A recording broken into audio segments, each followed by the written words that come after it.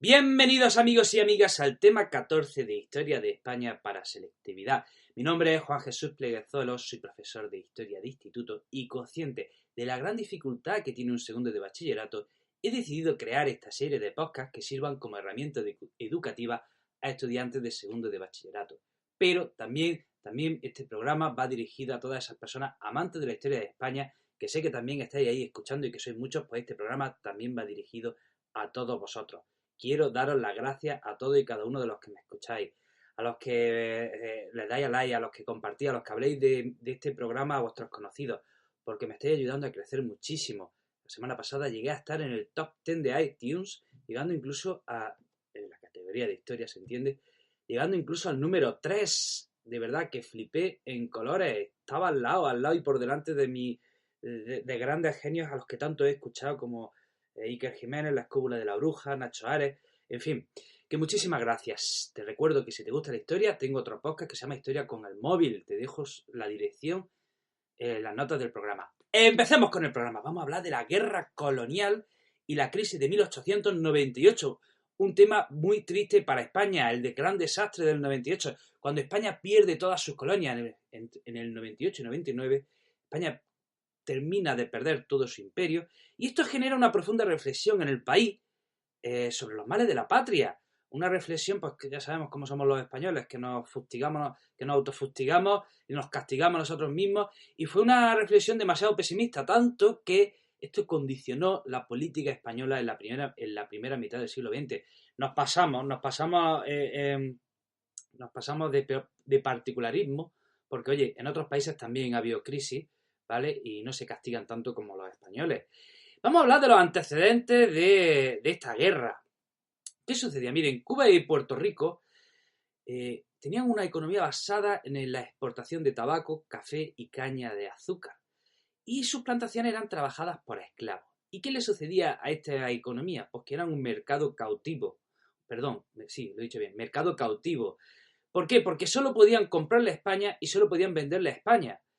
Les compraban a España pues harinas castellanas, tejidos catalanes, y le vendían pues café, azúcar, tabaco, pero solo podían tener relaciones comerciales con España. ¿Por qué? Porque España imponía a Cuba y Puerto Rico unas fuertes medidas arancelarias para todos los productos que viniesen de fuera, para todos los productos que viniesen de fuera, sobre todo de Estados Unidos. O sea, los cubanos y puertorriqueños no tenían libertad para realizar un mercado como ellos quisieran, para poder vender y comprar como ellos quisiesen. Hay que decir que desde el año 37, 1837, tanto en Cuba y Puerto Rico había un capitán general que mandaba en la isla, así que ya saben, no tenían autonomía política, tenían cero patatero. Y las Filipinas es un caso diferente. ¿Qué sucedía en las Filipinas? Pues que realmente población española en las Filipinas era poca. ¿Qué es lo que había en las Filipinas? Había presencia militar y órdenes religiosas. ¿Y cuál era el interés de las Filipinas para España? Pues que eran, digamos, una puerta al Pacífico, perdón, a Asia. Era un punto de acceso a Asia desde el cual poder comerciar, intercambiar, etc. Y tenemos que decir que tanto Cuba como Puerto Rico como Filipinas no podían enviar representantes a las Cortes españolas.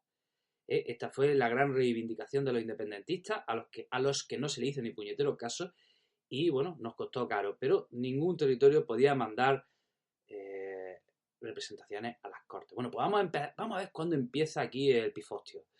En 1868 empieza la primera insurrección cubana, o la primera guerra cubana.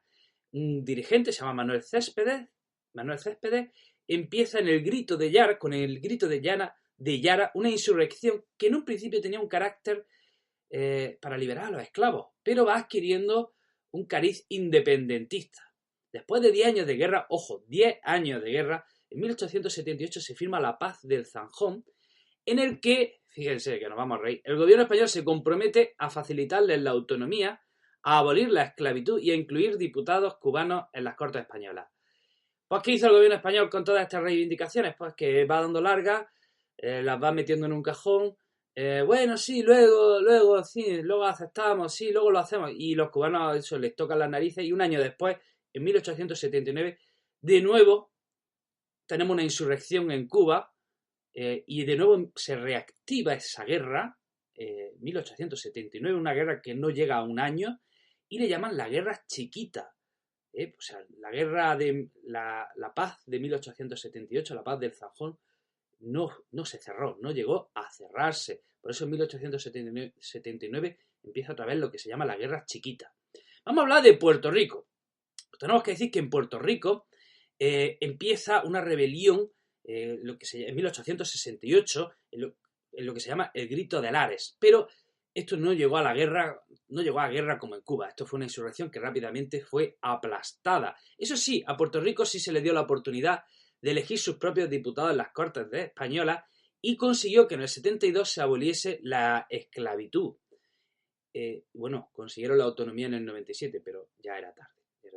Bueno, vamos a hablar de por qué se produce la guerra de Cuba, Puerto Rico y Filipinas, por qué se produce este desastre. Pues miren, los cubanos, puertorriqueños y filipinos pedían autonomía política y el gobierno nunca respondió a estas demandas. La respuesta siempre fue escasa. Por otro lado, ¿quiénes tenemos al lado de Cuba y Puerto Rico? Pues el gigante Estados Unidos que para esta fecha iba por todas. Estados Unidos era una nación joven con muchos recursos naturales, con mucha extensión y tenía una dinámica expansiva. Ocupan Hawái en el 72, compran Alaska, quisieron comprar Cuba, o sea, iban a por todas. Hay que decir que el gobierno español se negó una y otra vez a conceder reformas. Toma ya. Hubo un político como Antonio Maura que intentó conceder reformas, pero los industriales catalanes y los terratenientes castellanos se negaron. Se negaron rotundamente a conceder reformas a los cubanos, así que nada, reforma cero. Y solo se concretó una reforma en 1888, la abolición de la esclavitud. Toma. De los últimos países en Europa en abolir la esclavitud. En fin, no vamos a decir nada más. Y hay que decir también lo siguiente, España no tuvo apoyo.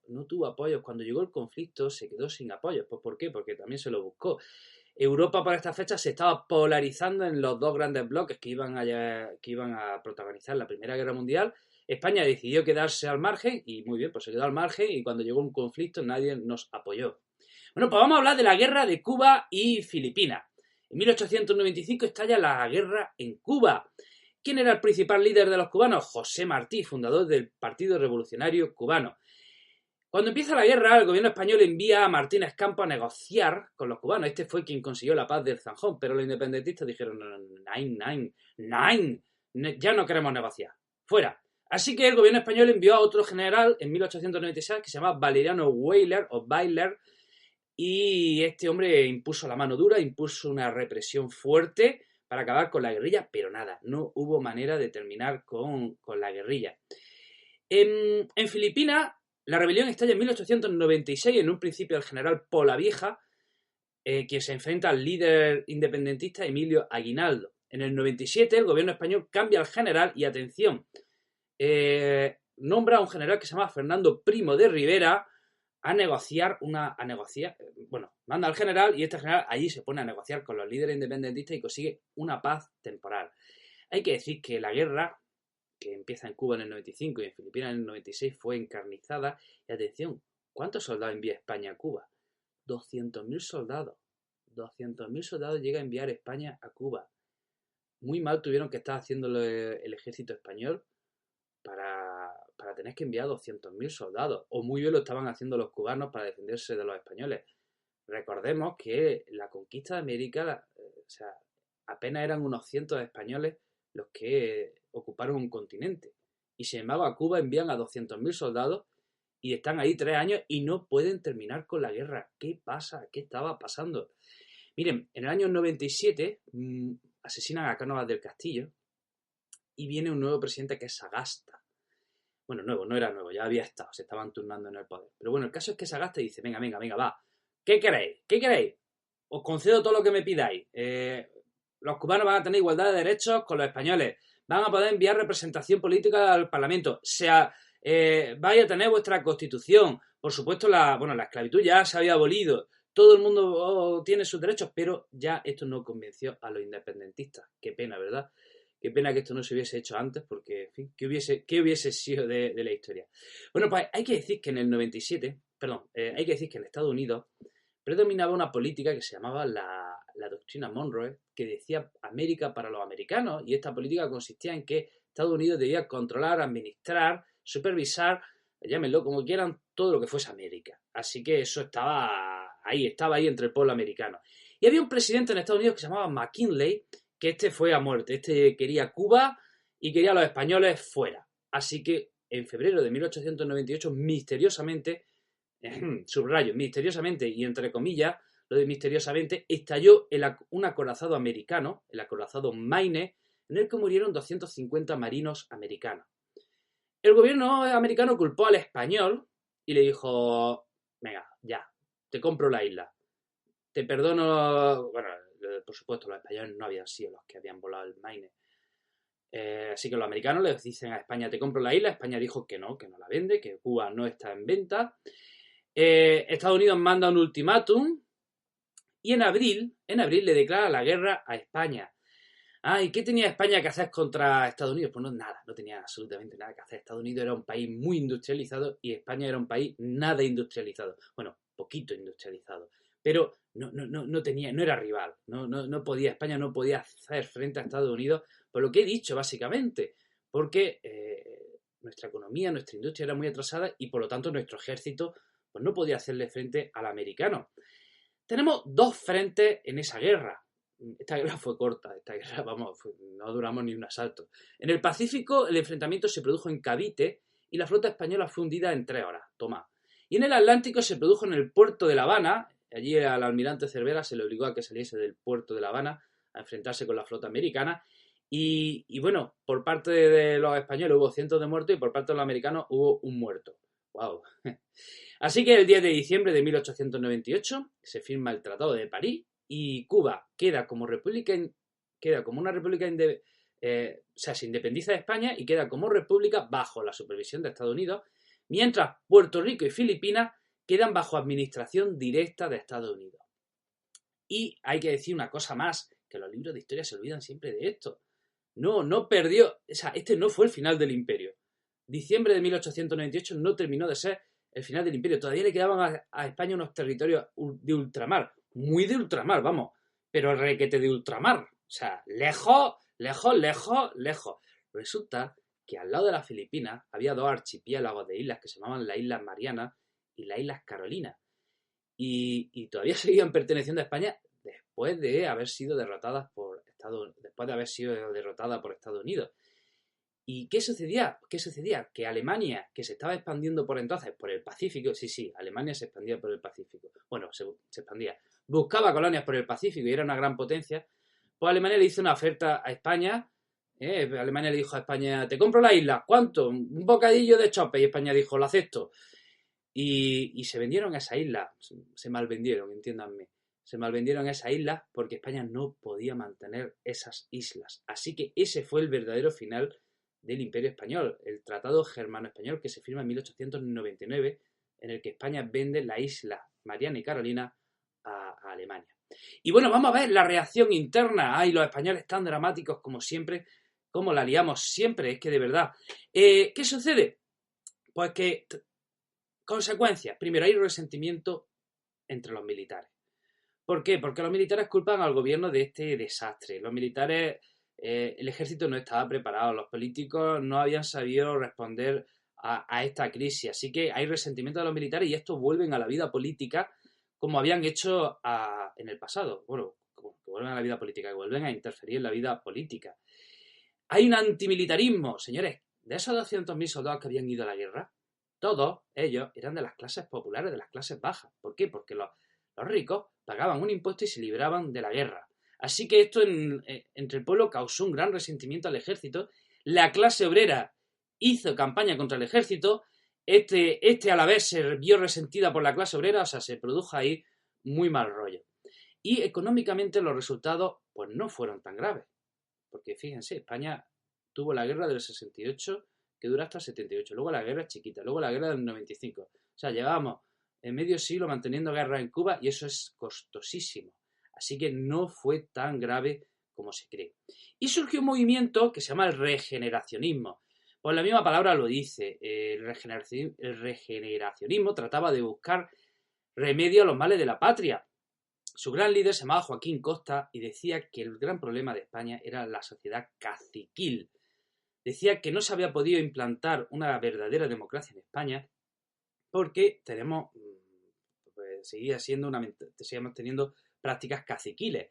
También dentro del regeneracionismo tenemos que hablar de la generación del 98, este grupo de escritores que eran bastante pesimistas y muy críticos, hablando y trataban de dilucidar cuáles eran los males de la patria y su posible remedio. Y bueno, vamos a ver cuáles son las recetas del regeneracionismo para mejorar España. Pues miren, lo primero, superar las prácticas caciquiles y tener una política que responda a los movimientos de opinión pública. Segundo, construir una clase media. Ojo, y para tener clase media hay un requisito imprescindible y es la educación, la instrucción pública, la educación pública. Eso es lo más importante para tener clase media. Y también tener impulsar la actividad agraria siempre acompañada de una política hidrográfica.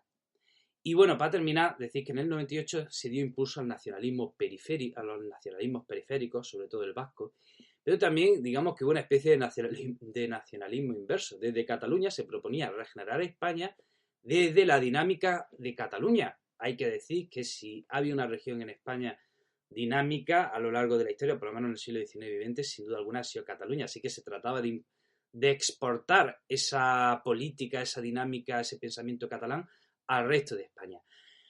Hasta aquí, amigos y amigas, el programa de hoy. Espero que te sea útil para tu examen, espero que vayas bien en esos estudios. Supongo que ya está en el ecuador del curso. Ánimo, mucho ánimo para esos exámenes. Te recuerdo, antes de terminar, que tengo otros proyectos dedicados a la educación. Tengo un canal de YouTube, otro podcast de historia, una página en Facebook, un blog.